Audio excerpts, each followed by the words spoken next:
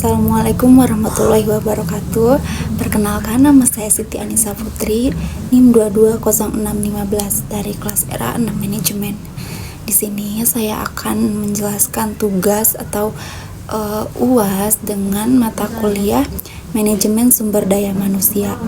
Nah, di tugas ini saya itu ditugaskan memilih 2 materi yang sudah kita bahas di satu semester ini. Materi yang pertama yang saya akan bahas itu proteksi SDM, dan yang kedua membangun kinerja tim. Nah, kalian pengen tahu apa yang saya bahas? Tonton ya videonya sampai habis. Pengertian proteksi sumber daya manusia. Proteksi sumber daya manusia atau SDM, atau yang sering disebut menjadi proteksi SDM, adalah upaya sistematis yang dilakukan oleh perusahaan untuk melindungi dan menjaga kesejahteraan karyawannya. Ini mencakup berbagai aspek, mulai dari kesehatan dan keselamatan kerja hingga pengembangan karir dan jaminan sosial. Materi selanjutnya adalah pentingnya proteksi SDM. Kenapa penting proteksi SDM? Karena karyawan adalah aset paling berharga bagi sebuah perusahaan.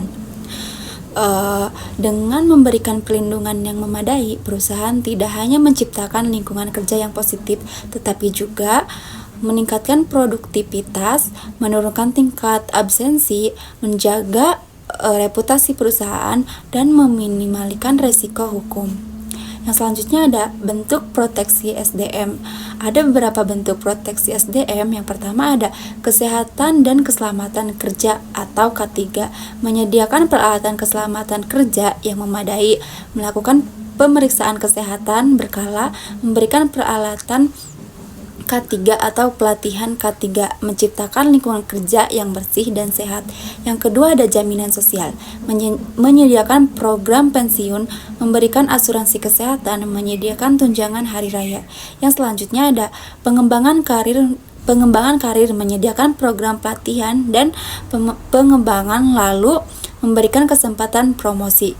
Yang keempat ada perlindungan hukum, memastikan semua kebijakan perusahaan sesuai dengan peraturan ketenaga kerjaan, dan memberikan bantuan hukum jika diperlukan. Yang kelima ada program kesejahteraan karyawan, menyediakan fasilitas olahraga dan rekreasi, mengadakan acara-acara sosial, memberikan bantuan keuangan dalam situasi darurat. Yang selanjutnya ada manfaat proteksi SDM. Di sini juga ada beberapa manfaat. Yang pertama ada meningkatkan kesadaran keselamatan. Yang kedua ada mengurangi kecelakaan kerja. Yang ketiga ada meningkatkan produktivitas. Yang keempat ada membangun citra perusahaan.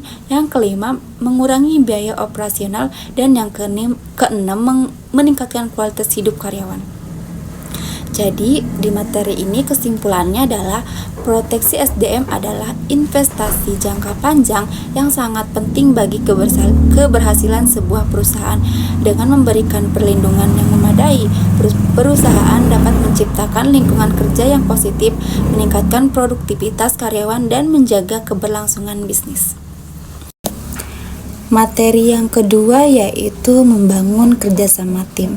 Apa sih membangun kerjasama tim?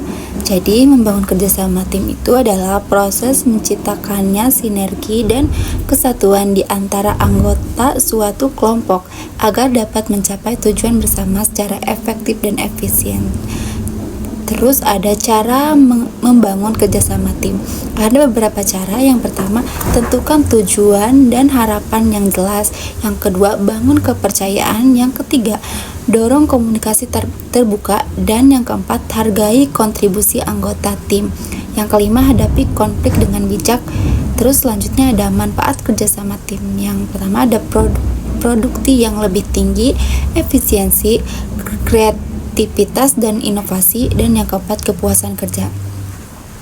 Strategi membangun kerjasama tim itu ada beberapa juga. Yang pertama latar belakang yang beragam, yang kedua komunikasi yang jelas dan intens, yang ketiga pengambil keputusan bersama, yang keempat lingkungan yang kondusif. Terus ada tantangan dalam membangun kerjasama tim. Di sini juga ada beberapa. Yang pertama ada perbedaan kepribadian, konflik kepentingan, yang ketiga kurang komunikasi, dan yang keempat kurang kepercayaan. Jadi kesimpulannya, kerjasama tim yang solid tidak hanya membantu dalam menyelesaikan pekerjaan, tetapi juga menciptakan lingkungan kerjasama yang harmonis dan produktif. Dengan kerjasama tim yang solid, kita dapat mencapai tujuan yang lebih besar dan meraih kesuksesan bersama. Nah, jadi di materi yang pertama dan yang kedua itu sudah saya sampaikan. Mungkin juga ada beberapa hal yang tidak kalian mengerti. Mohon maaf jika masih banyak kurangnya, karena di sini juga saya masih belajar.